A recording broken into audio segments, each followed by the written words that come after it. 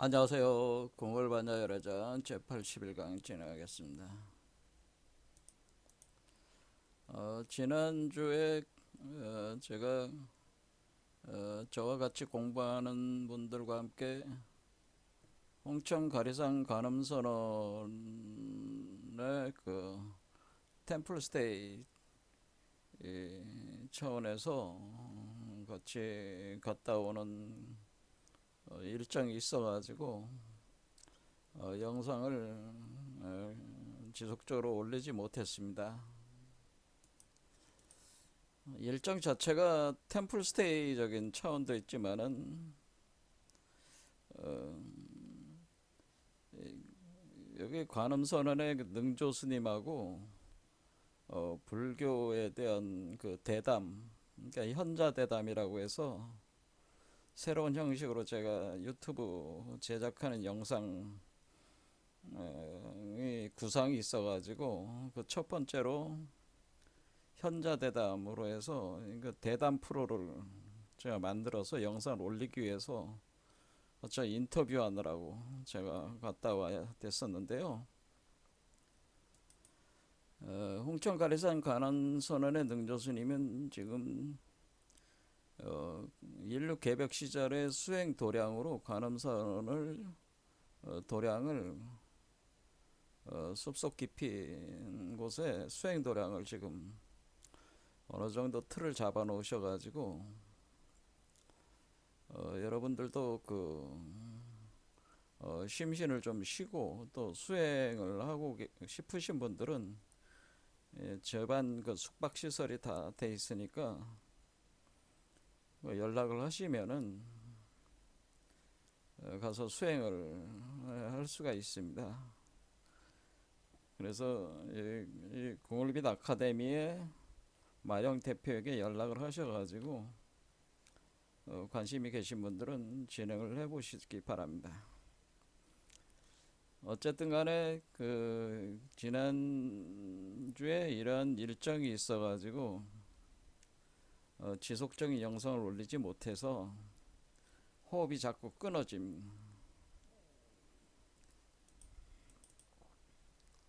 그래서 반야심경은 사실 다 일단락을 했죠. 일단락을 했는데 여기서 그 제가 반야심경을 끝내고 나서 진행하려고 했던 불교 강좌가 티벳 밀교 하고 그리고 그 선종, 그 중국과 한국의 그 선종에 대해서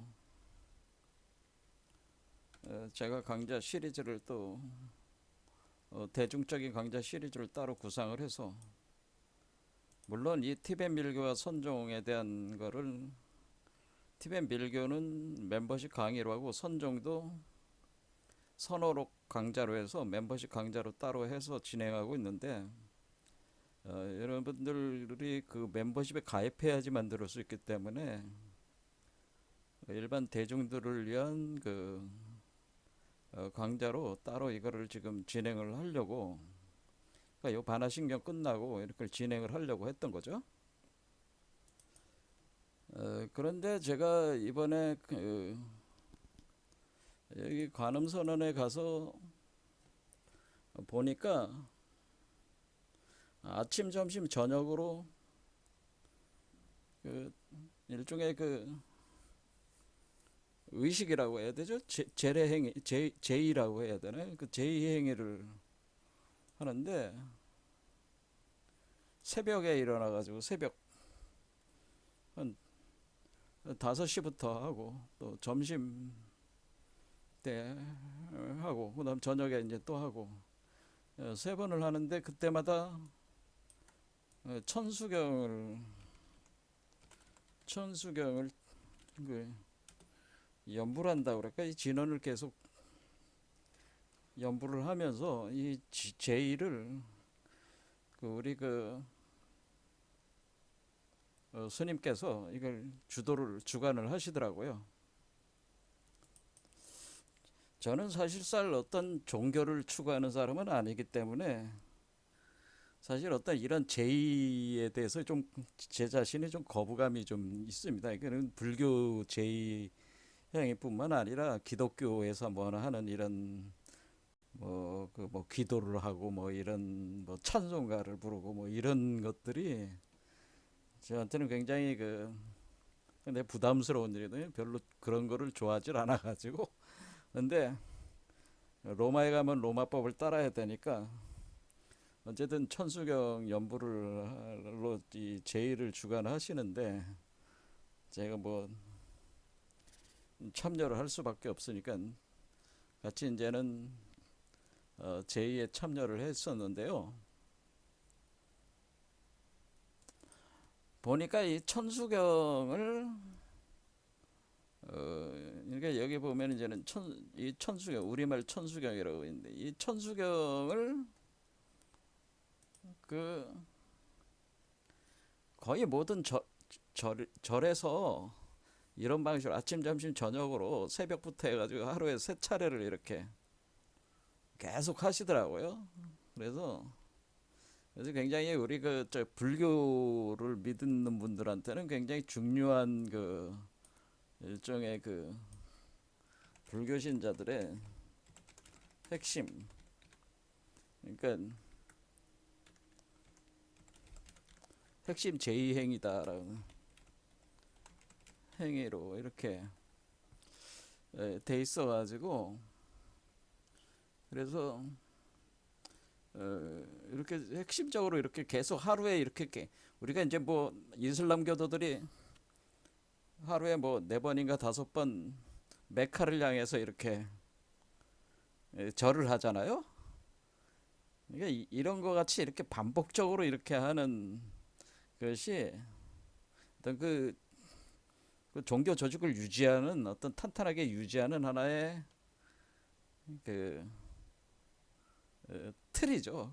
그 틀을 통해서 의식을 구조화시키는 거죠. 그 종교적인 틀 안에 이런 건데 이거 묶어내는 거죠. 그러니까 그걸 묶어내는 건데 그 묶어내는 그 불교 신자로서의 정체성을 묶어내는 이런 제의 행위에서 하루에 3번 이렇게 한다는 거는 사실 굉장히 중요한 내용성을 가지고 있다고 볼 수밖에 없습니다. 그래서 이 제의를 할 때 이 천수경이라는 거에 대해서 한번 살펴볼 필요가 있다 이런 생각이 듭니다. 그래서 천수경을 좀 이게 티벳 밀교 들어가기 전에 천수경을 먼저 살펴봐야 되겠다 그런 생각이 들어서 제가 내용을 좀 조사를 해서 오늘부터 조금씩 해볼 생각에 진행을 해볼 생각입니다.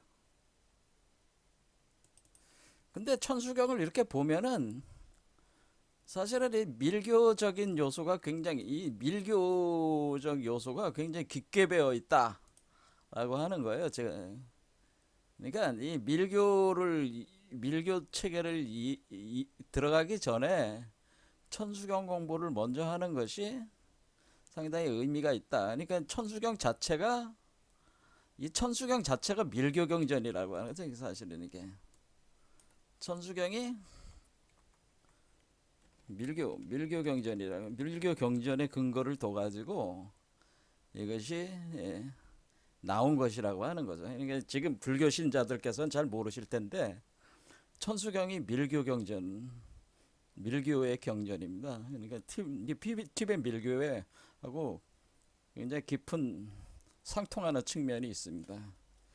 그래서 티벳 밀교 들어가기 전에 천수경도 밀교 경전이기 때문에 이거를 우리가 같이 살펴보면은 이 밀교를 이해하는 데 있어서도 상당한 그 이해의 폭을 높일 수 있는 어떤 그런 공부가 될 수가 있겠죠.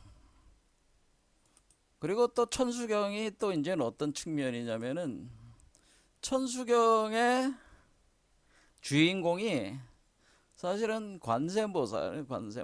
저는 천수경의 주인공이라고 볼 수 있는 그 주인공이 관세음보살이에요. 근데 관세음보살인데 여기 천수라는 말 자체가 여기서 천수라는 말 자체가 천 개의 손이라는 의미인데, 이게 관세음보살 중에서 관세음보살이 32 또는 33 응신이 있는데, 그 중에 천수천안 관세음보살이라고 그래요. 천수천안 관세음보살이 있어요. 그래서 천수천안 관세음보살의 요 앞에 있는 요 천수를 가져와서 천수경을 이름을 쓴 거죠. 천수천안 관세음보살이라는 게, 그러니까 이게 어떻게 돼 있냐면은 이렇게 이거 관세음보살, 이게 그러니까 손이 1000개니까 1000개가 있고, 요 손바닥에 보면은 손바닥에 눈이 하나씩 있어요. 눈. 그러니까 1000개의 손이 있는데 1000개의 손에 손바닥에 눈들이 있다는, 눈이 하나씩 있다는 거예요. 그래서 천수의 각 손에 눈이 하나씩 있으니까 천안이다. 1000개의 눈이다 해서 천수천안인 거죠. 그러니까 거기서 이제 천수라는 말이 여기서 나온 거라는 거죠. 그러니까 천수천안 관세음보살에서 이 천수경이 나온 거니까, 이거를 천수경의 주인공이 관세음보살이 되는 거죠. 그러면 천수경은 결국 이 관세음보살에 대한 내용이 핵심인데, 우리가 지금 반야신경을 계속 공부를 했잖아요. 반야신경에서 지금 여기서 관자재보살이라고 처음에 딱 들어오는 요게, 관자재보살 행심반야바라밀다시 조교노은계공 도일체국의 살이자, 이렇게 들어갈 때 요 관자재보살이 바로 관세음보살이란 말이에요. 그리고 요게 바로 관세음보살이에요. 요 관자재보살이 관세음보살이라고 하는 겁니다. 그러니까 관자재보살이 바로 관세음보살이다. 그렇죠? 그러니까 결국 이게 이제 관세음보살이니까, 보살이니까 우리가 지금 반야신경을 계속 해왔으니까, 반야신경에 있어서의 이 관세음보살이라고 하는 것이 행심반야바라밀다시 하면서, 행심, 어떻게 뭔가 깊이 뭔가 운행을 한다는 거네. 관자재보살이라고 하면 관세음보살이 그 중생의 뭔가 마음속으로 깊이 뭔가를 운행시키는데, 그게 반야바라밀다 과정을 운행을 시킨다라고 하는 거는 그런 개념이기 때문에, 이 관세음보살에 대한 이해가 반야신경을 이해하는데도 굉장히 중요한 키포인트라고 제가 과거에 얘기했지만은, 그때 관세음보살에 대해서 깊이 제가 설명을 드리진 않았단 말이에요. 그래서 이 천수경을 같이 공부하면은 이 관세음보살에 대해서 깊이 우리가 이해할 수가 있기 때문에, 그래 천수경을 공부를 하도록 하자. 그러니까 다시 말씀드리면, 천수경은 관세음보살에 대한 천안 관세음보살이 주인공이고, 이건 관세음보살이 주인공인데, 이것이 그 반야신경의 첫 문장의 첫 존재, 관세음보살이 등장을 해서 행심반야바라밀다시 과정을 진행을 한다. 그런 개념인데다가 요 천수경 자체가 밀교 경전이기 때문에 티벳 밀교를 이해하기 위한 또 깊은 토대가 되기 때문에, 요 징검다리가 될 수 있다고 하는 천수경에 대한 공부가. 그리고 이 천수경 자체가 매일매일 하루에 3번씩 이 제2행위를 하면서 이 염송을 하는 나란히, 그러니까 이 주문이라고 그러냐, 이 주문. 그러니까 우리가 주문에서 아제아제 바라제 바라상아제 뭐지사바 이런 주문이 마지막에 있었지만은, 이 과정을 좀 더 깊이 이해를 하는 것 자체가 천수경을 통해서 이해할 수가 있는데, 천수경 자체가 다란이라고 해요. 천수다란이라고 하는 거예요. 천수다란이. 그러니까 우리가 이 다라니를 통한 진언, 만트라, 뭐 주문 수행과 굉장히 깊은 연관성이 있기 때문에 이게 굉장히 복합적인 측면에서 천수경이 공부하는 거는 나름대로 의미가 있다. 그런 생각이 들어서 제가 고민을 좀 하다가 그럼 한번 천수경을 한번 다뤄보도록 하자 이런 생각이 들어서 오늘부터 한번 같이 공부를 해보자 그런 얘기죠. 자, 그래서 이제는 오늘 볼 내용은 과연 관세음보살이 도대체 누구냐라는 거예요. 사실은 관세음보살이 도대체 누구냐 이런 거 이거.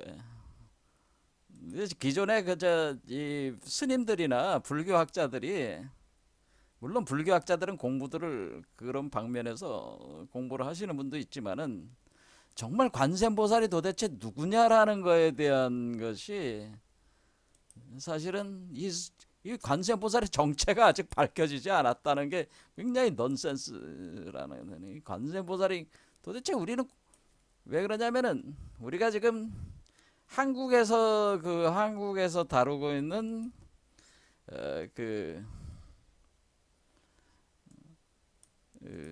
보살, 핵심 보살이 네 분이 있단 말이에요. 네 분. 그러니까 문수보살. 여기도 이제 나오지만은 문수보살은 이 지혜에 관련되는. 그 다음에 보현보살이다. 보현보살은 행원에 대한 행. 그러니까 어떤 그 방편에 대한 행에 대한 건데 방편에 대한 그런 것이라면은 여기 관세음보살의 그 다음에 이제 지장보살이라는 게 있어요. 지장보살에 대해서 뭐라고 얘기를 하냐면은 대원본존이다 이렇게 여기 천수경에 써 있는데 지장보살은 말 그대로 이 지장이라고 하는 것이 땅 속으로 들어가서 땅 속에 이게 땅 속에 감춰져 있다 그런 지장이라는 의미이기 때문에 우리가 일종의 지옥과 관련돼 있다는 거죠. 그러니까 지옥에 있는 중생들을 구제하는 게 핵심이다라고 하는. 그래서 이 지옥에 관련돼 있는. 그래서 이것은 대원본존이다라고 이렇게 표현을 합니다. 그래서 여기 그 천수경을 보면은 뭐라고 돼 있냐면은 여기는 대행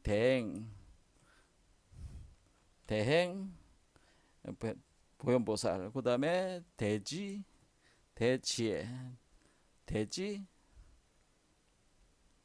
문수보살, 그 다음에 관세음보살인데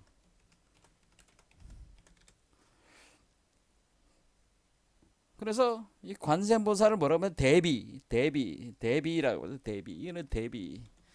비라고 하는 거는 비라고 하는 것은 이게 슬플 비자란 말이에요. 왜 슬퍼요? 측은지심이라고 하는 것은 측은지심. 사람들이 고통을 당하면은 사람들이 고통 당하는 거를 보고 공감 능력이 생겨가지고 차마 그 사람이 고통스러워하는 걸 참아 볼 수가 없는 거야. 그래서 그 번뇌방상의 세계 속에서 이 일체 계고의 고통 세계 속에서 몸부림치는 중생을 볼 때 그 측은한 마음이 자연히 일어나서 그 사람을 구원을 해야 되겠다 이런 마음에 기초한 보살이 관세음보살이다 뭐 그런 거죠. 그런데 우리가 이제는 문수보살이나 보현보살은 이게 이렇게 여기로 보면은 요게 문수보살은 이렇게 상승하는 거, 이게 지혜로 상승하니까 여기 보면은 이게 지혜의 길이니까 문수보살이다 여기가 이렇게 표현할 수가 있다. 그 다음에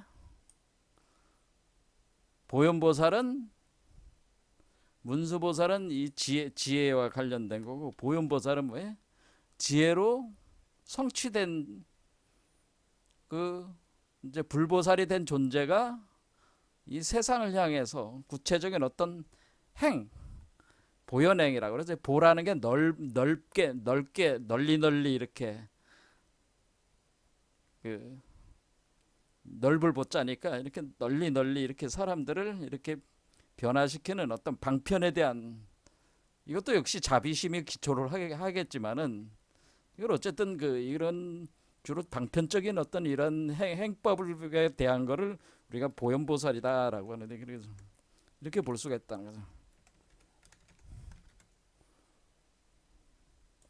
그래서 우리가 석가모니의 양쪽의 협시보살이 문수보살과 보현보살인데, 그러니까 여러분들에 있어서 여러분 자신의 지혜력을 문수라고 하는 거고, 여러분들의 구체적으로 그 지혜에서 성취한 바를 세상을 향해서 구체적인 어떤 방편을 쓸 때 그거를 보현적 특성이라고 하는 거죠. 그러니까 이 보살이라는 게 따로 있는 게 아니고 우리 자신의 그런 특성을 얘기를 하는 거다. 그런 어떤 상태를 표현해 준 것이다. 그럼 지장보살이라고 하는 거는 지옥에 관련된 거니까, 우리가 여기 네 번째 차크라 아래 이쪽이 땅속이니까 이 땅속이 여기 그러니까 우리가 지장보살은 지장이니까, 지장은 뭐야? 땅속에 땅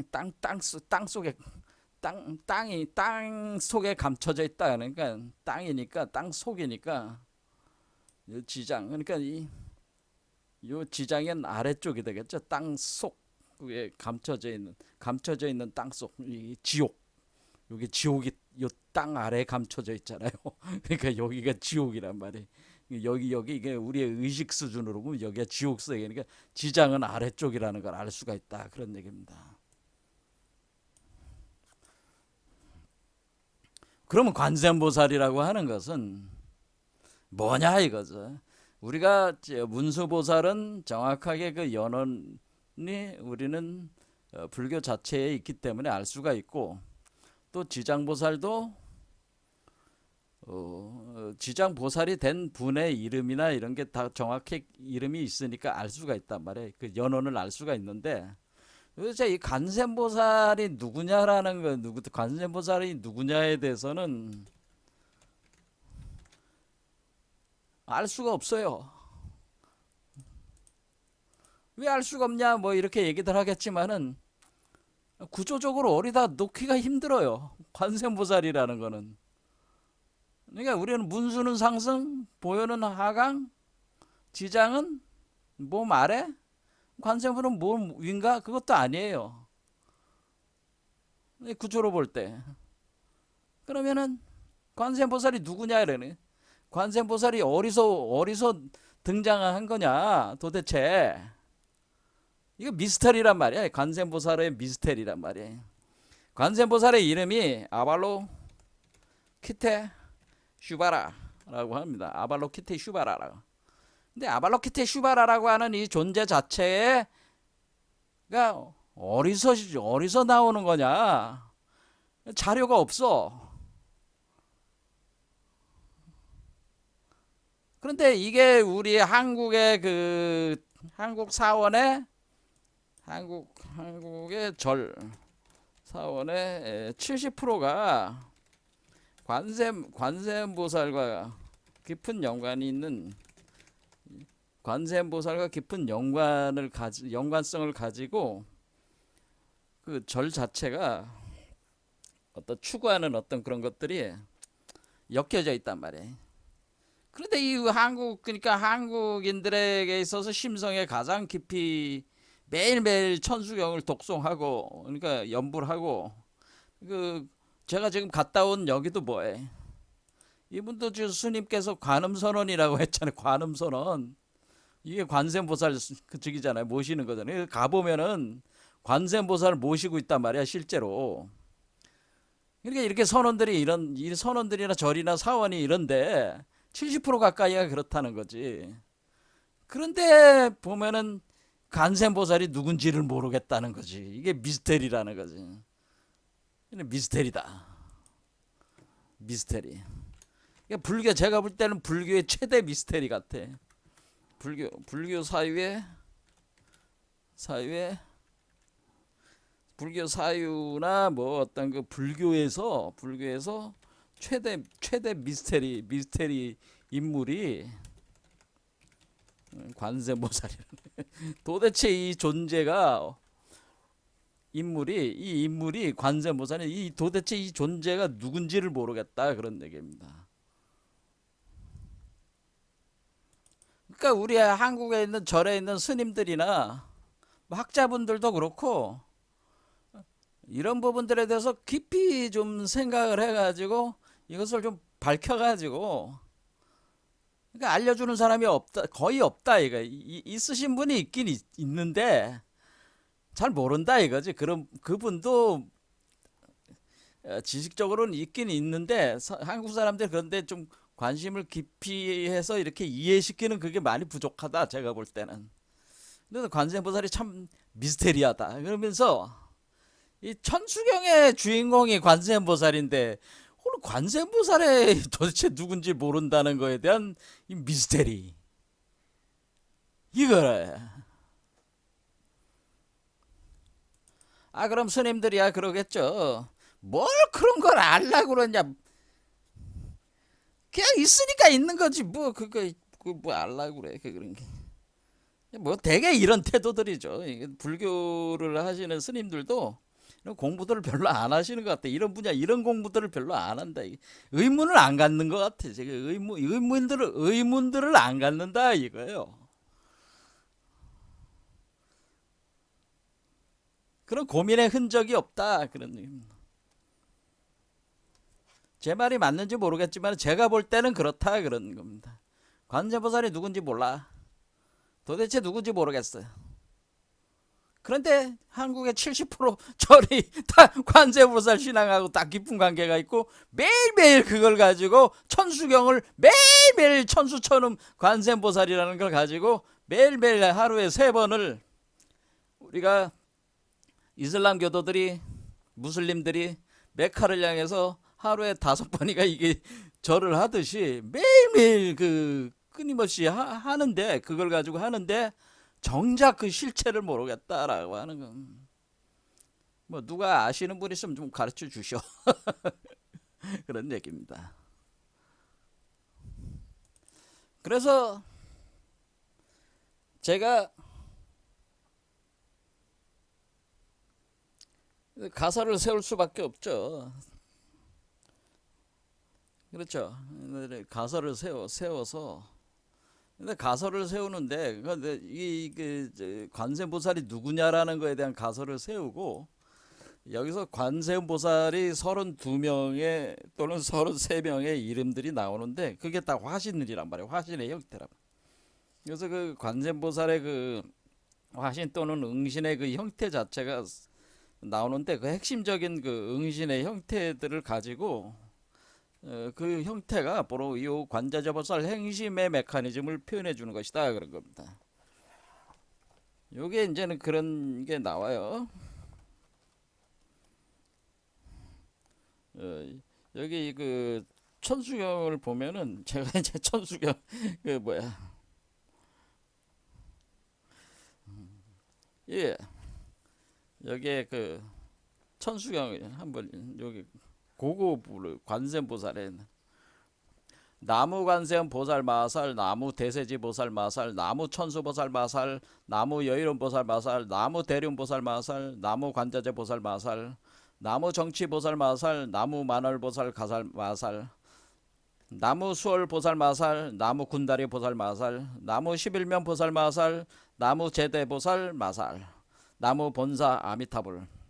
그러니까 여기서 관세음보살, 대세지보살, 천수보살, 여의륜보살, 대륜보살, 관자재보살, 정치보살, 만월보살, 수월보살, 군다리보살, 11면보살, 제대보살 이게 다 또는 준재보살 나중에 이제 준재보살 나오는데 이런 것들이 다 관세보살의 다른 이름들이 그렇다는 거죠. 이거를 이해를 해야지. 그러니까 여기 관자재보살이 하나인데 여기서 행심 반야바라밀자 행심할 때 고획에 여이름보살, 만월보살, 수월보살, 군다리보살, 십일면보살 뭐 이런 것들을 천수천안보살 이런 것들을 가지고 요 행심의 메커니즘을 깊이 이해할 수가 있다고 하는 겁니다. 제 말씀은. 그래서 관세보살을 알아야 된다고 하는 거예요. 요 부분에 대해서는 나중에 제가 이제 하나하나 설명을 드리겠지만은 오늘은 이제는 보려고 하는 게 이 미스테리를 풀어보자라고 하는 거죠. 관세보살은 도대체 누구냐? 누구야? 뭐 그런 얘기.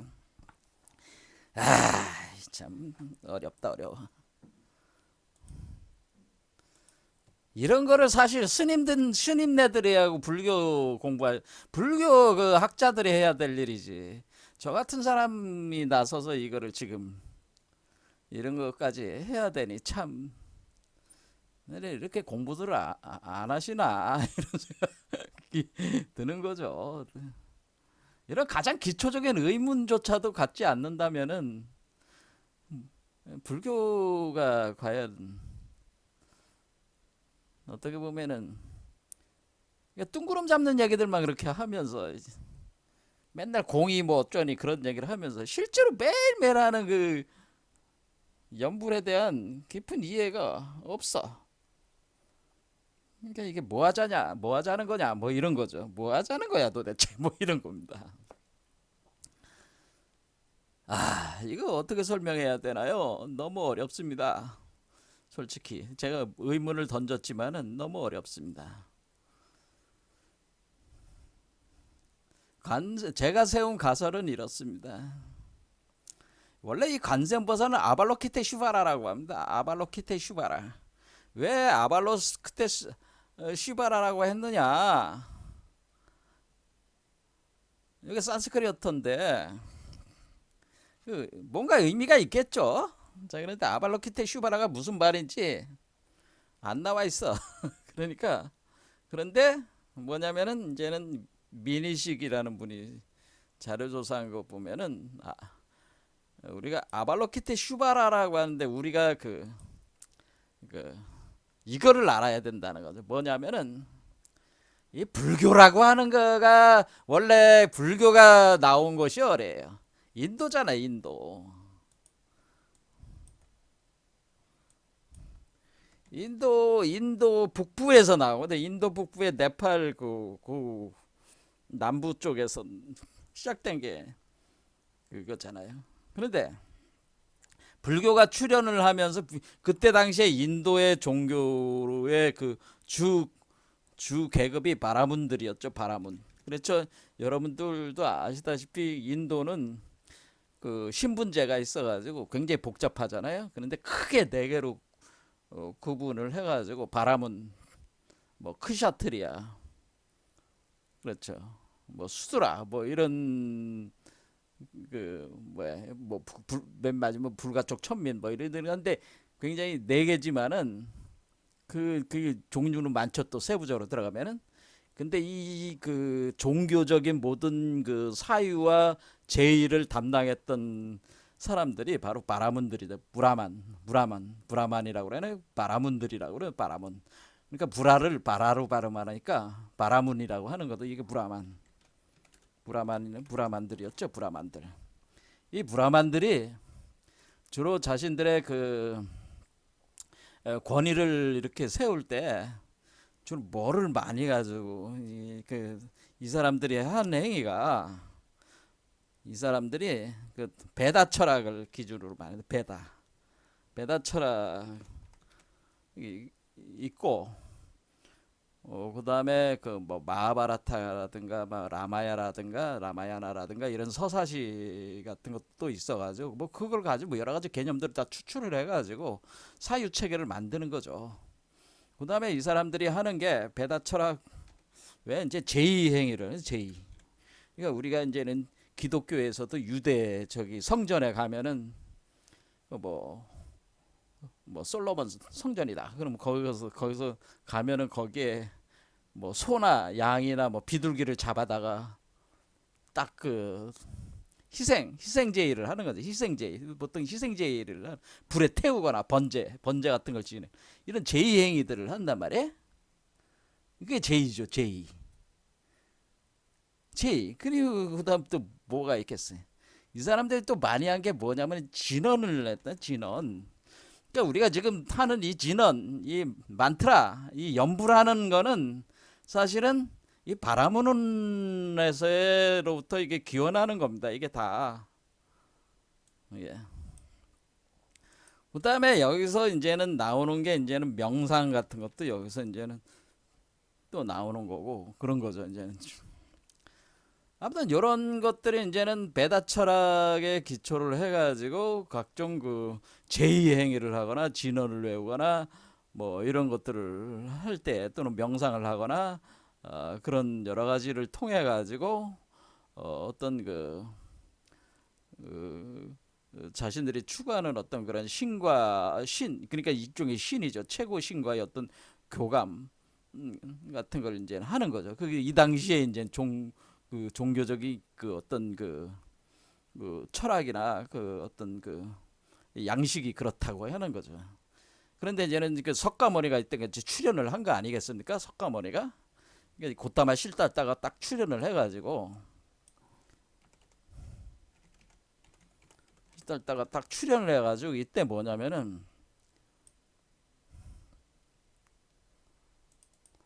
요분이 이제 출연을 해가지고 뭐라네.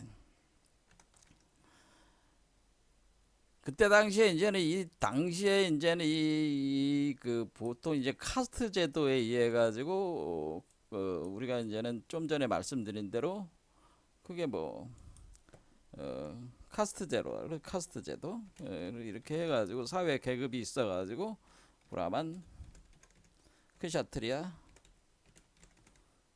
그다음에 바이샤, 수드라 뭐 이렇게 하지만 아까 말씀드린 대로 종류가 또 굉장히 복잡하다고 이거 크게 나눴을 때 이런 거고 그런데 그 고타마시달다라는 그러면 분이 출연을 해가지고 이 크샤트리아 가문이었죠. 그러니까 왕족이니까 왕족 귀족 이런 게 크샤트리는 출연해가지고 고타마시달다가 득도를 했잖아요. 어쨌거나 득도를 했는데 그 고타마시달다는 굉장히 그 철학적 사유, 합리적인 사유를 통해 가지고 그러니까 이런 어떤 어떤 신이라는 걸 배제를 하고 그 어떤 고타마시달다가 왜 위대하냐면은 이게 철저한 합리적 사유, 철저한 합리적 사유를 한 겁니다. 합리적 접근, 사유를 통해서 깨달음을 얻은 거예요. 신이 없는 거지. 그렇죠. 그래서 고타마시달다가 얘기하기를 자기는 지금 존재하고 있는 우주 자연 법칙에 대해서 자기가 통달을 했기 때문에 그것을 파악을 해가지고 그것을 기초해서 자기가 깨달은 자가 되었다는 거죠. 뭐 신과 합이라고 뭐 그런 게 아니고 자기가 철저한 관찰과 합리적 사유를 통해서 중도를 통해 가지고 이것을 된 것이라는 거지. 그럼 이거는 나만 그럴 수 있는 게 아니고 다른 계급에 있는 모든 사람이 이걸 할 수가 있다고 하는 겁니다. 고타마시다. 그러니까 이 계급 제도를 타파하는 거죠. 계급 제도를 타파하면서 뭐라 우리가 이 윤회를 벗어날 수가 있다는 거죠. 철저한 합리적 사유를 기초해서 각 중생이 그 윤회를 벗어난 최고의 존재로서 해탈할 수 있는 그 방법론을 제시를 한 거란 말이에요. 그러니까 이게 사실 필요가 없는 거지. 베다 철학이니 제인이 진언이니 명상이니 이거가 중요한 게 아니라는 거지. 그게 어쨌든 이 방법론상으로는 굉장히 기존에 있는 그 힌두 그러니까 이 인도에 있어서 그 주도적으로 그 종교 제의라든가 철학이나 제의 이런 방법론상의 어떤 그런 것들을 완전히 뒤집으면서 출현을 하면서 이게 나왔기 때문에 굉장히 어떻게 보면은 한마디로 혁명이었다. 혁명. 그러면서 이 불교가 이게 발전을 해가지고 확산이 되는 거잖아요. 확산. 그러니까 인도 바람은 얘네들이 어떠겠어요? 위기 의식을 느끼겠죠. 기존의 저기 했던 요 존재들이 뭔가 위기의식을 느껴. 그렇죠. 도전이 온 거 아니야. 불교라는 게 출현을 해가지고 자신들이 여태껏 오랜 세월 동안 이 베다 철학만 해도 기원전 3500년 이전부터 이게 왔다고 하는 거니까, 기원전 3500년 전부터 내려온 그 하늘로부터 오는 신이 제시한 그 가르침으로 완전 신성. 그러니까 우리가 지금 오늘 뭐 기독교인들이 뭐 성경은 문자 뭐 그러니까 완전 그 자체 그래. 코란도 마찬가지잖아요. 그 완전히 그냥 신에 의해서 주어진 거라 거기 일자도 바꾸면 안 돼. 한자도 바꾸면 안 돼. 뭐 이런 식이지. 근데 절대 신성시하는 거지. 베다에 대해서.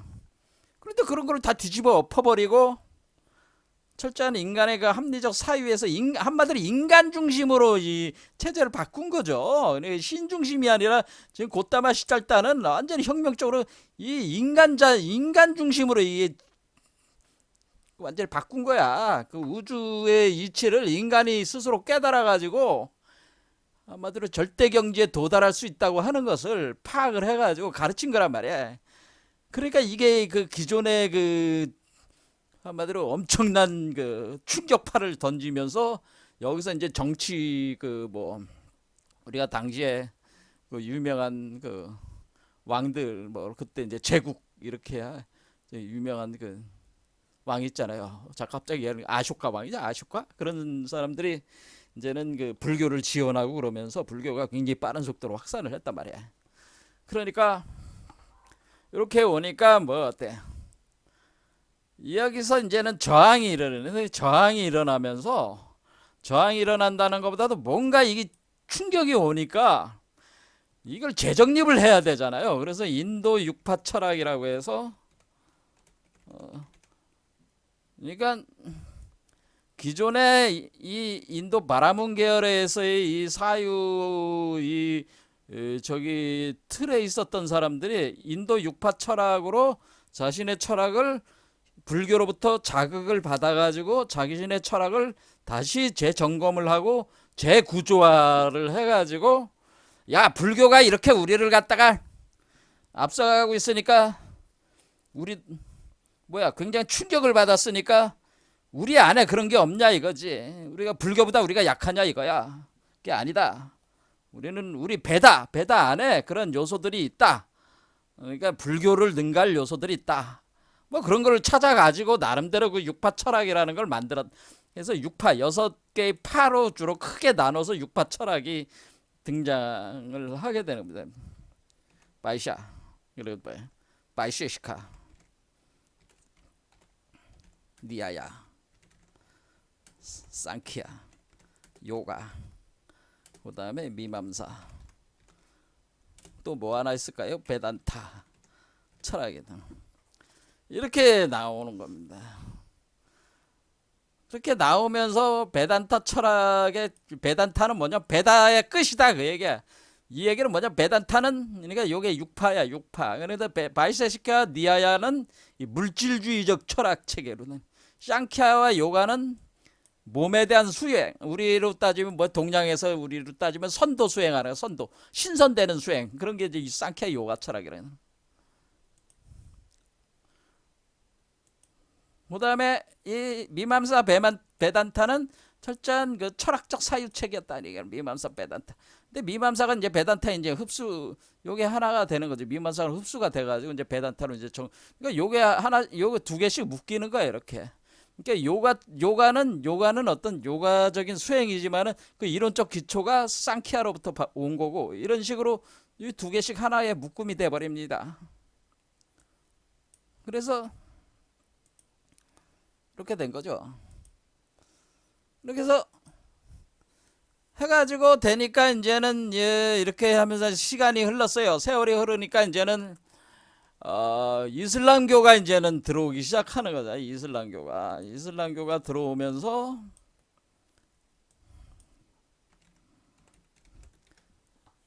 뭐 무굴 제국 뭐 이런 게 이제 들어오면서 이슬람 제국이 들어오면서 뭐 기존에 불교는 나름대로 승가제도라는 게 있어가지고 절에 와가지고 사원에 와서 수행을 했었잖아요.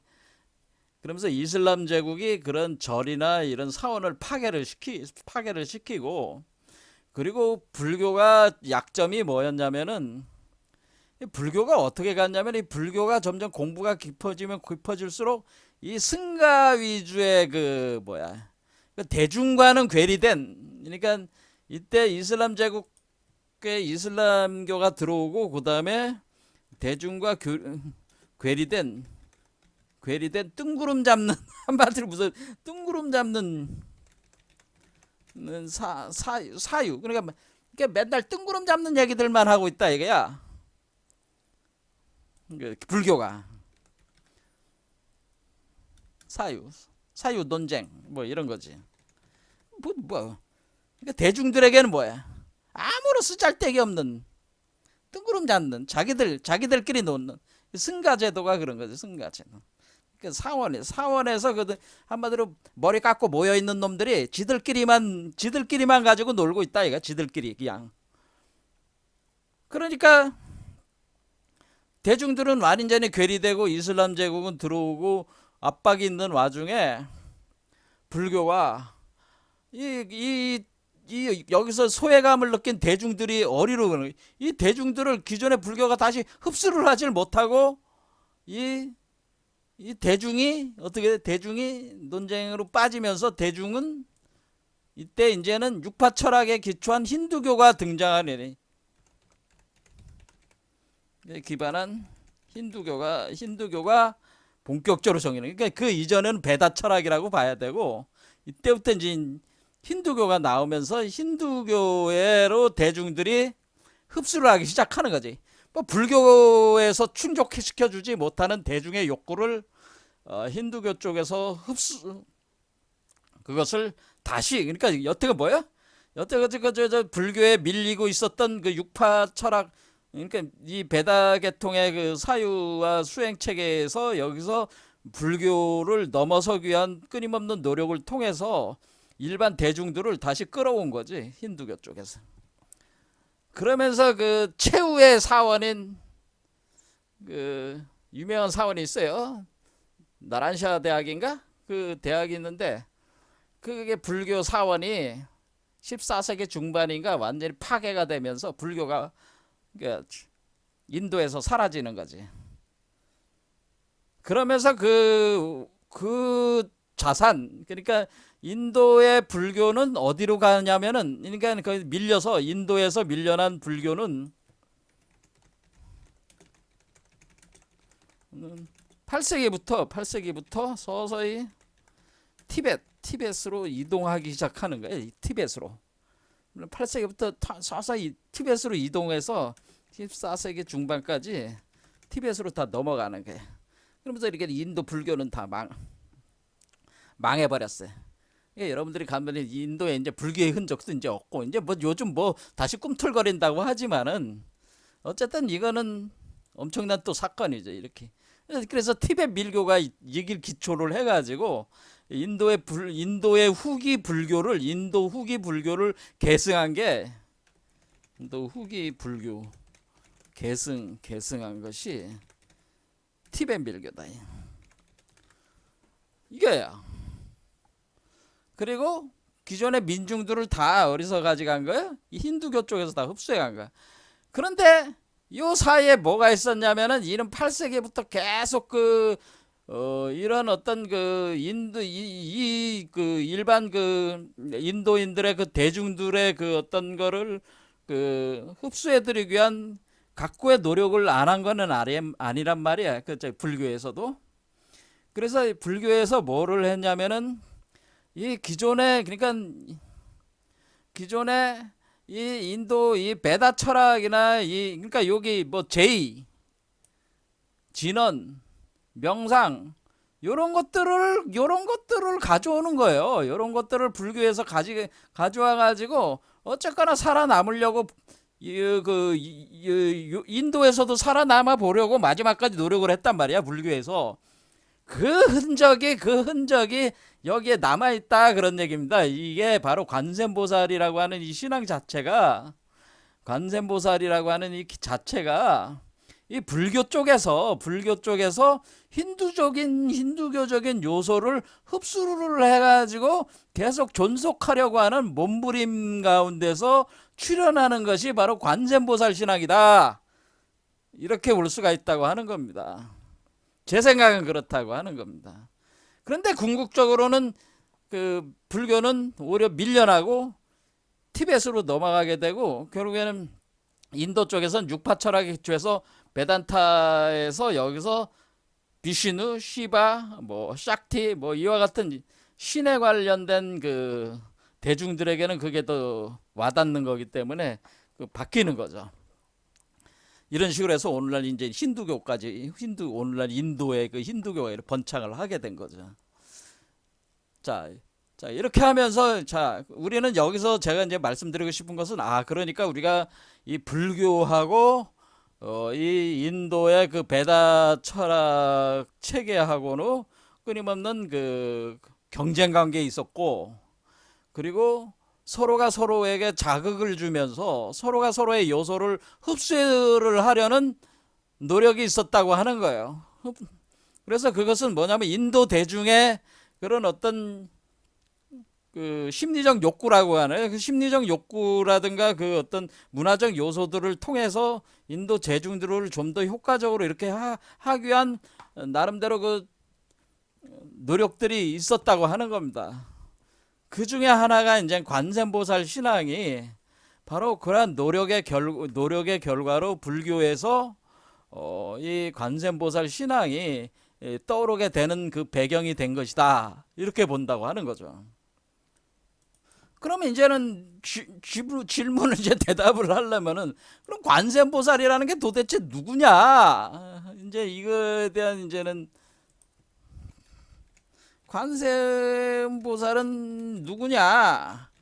이 관세음보살은 사실은 제가 볼 때는 이제 신묘 장구 대다라니경을 보면은, 여기 그 천수경 안에, 천수경은 크게 이제 한 두 개로 나눠지는데 파트가, 핵심적인 파트가 천수다란이라고 하는데,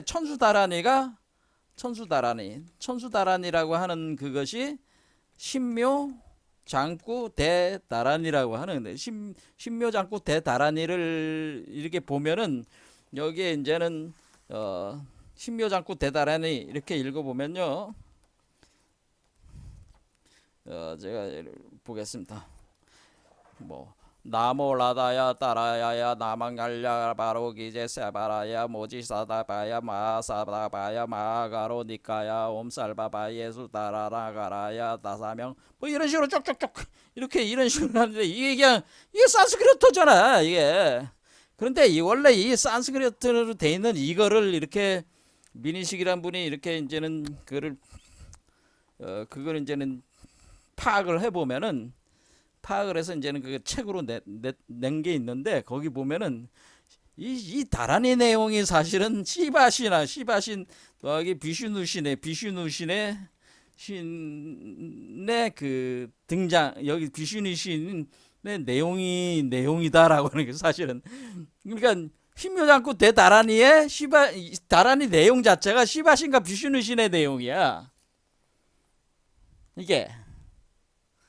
그러니까 이게 핵심적인 천수다란이의 핵심, 천수경의 핵심이 천수다란이고, 이게 신묘장구 대다란인데, 이 신묘장구 대다란이를 구성하고 있는 내용은 사실은 우리가 힌두교에 있어서 나중에 맨 마지막 육파 철학에 있어서 베단타 철학 계열에서 이제는 후기에 베단타 철학에 이제 오면서, 거기서 이제는 그러니까 대중들은 뭐냐면 비슈누라든가 시바라든가 싹티라든가 이 신 중심의 신앙들을 가지기 시작하는데, 그것이 이제 널리 이제 받아들이기 시작했는데, 이때의 시바와 비슈누의 그 신들에 대한 찬양 내용이 이 신묘 장구 대다란이의 내용이었다, 그런 얘기입니다. 그러면은 관세음보살은 누구냐? 그러면 천수다란이의 관세음보살은 누구냐? 이 시바신이나 비슈누 신을 뭐라고 부르냐면은 아왈로키테 슈바라, 이게 바로 아왈로키테 슈바라라고 하는 거죠. 아발로키테슈바라. 아발로키테슈바라라고 하는 이 존재들이 바로 시바신과 비슈누 신들을, 이런 신들을 아발로키테슈바라라고 한다는 거죠. 그런데 그 보편적인 말로는 이슈와라라고 합니다. 이슈바라. 보통 그 이슈바라, 이슈바라. 이 신이라고 보통 얘기할 때 이슈바라 이렇게 표현합니다. 그러니까 여기에 바로 슈바라, 아슈바라, 이슈바라 그런 얘기입니다. 그러니까 이게 아발로키테슈바라라고 하는 것이 시바신과 비슈누 신을 칭하는 하나의 신의 이름이라고 하는 거죠, 이게. 그러니까 이 간센보살이 누구다? 간센보살은 사실은 시바신과 비슈누 신의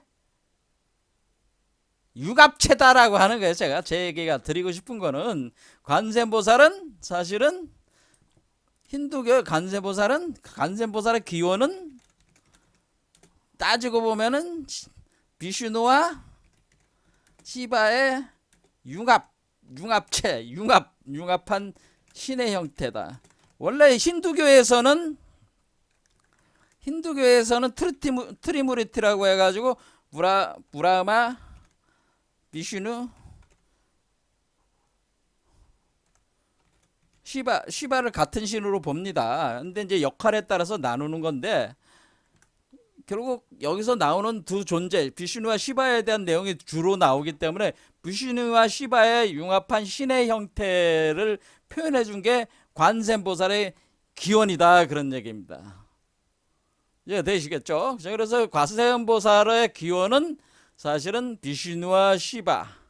그럼 비슈누는 누구고 시바는 누구냐? 이거를 불교적으로 따지면은, 시바는 우리가 법보화 삼신에서 개념에서 시바는 보신불에 해당되는 개념이고요. 그 다음에 그 비슈누는 화신불에 해당되는 개념이에요. 그러니까 이게 보신 화신이라는 개념을 어떻게 한가요? 관세음보살이라는 거를 딱 묶어가지고 그 법보와 삼신일체의 개념을 하나로 관세음보살이라는 개념으로 묶어가지고 요거를 출연을 하게 된 것이다, 그런 얘기라는 거죠. 이게 이제 신묘장구 대다란이라는 그 내용에 있습니다. 그 부분은 이제 나중에 시간이 다 됐으니까 나중에 보기로 하고요. 어쨌든 이거는 그 관세음보살의 기원이라고 하는 것은 사실은 힌두교에서 그 기원이 있는 것이었다라고 하는 겁니다.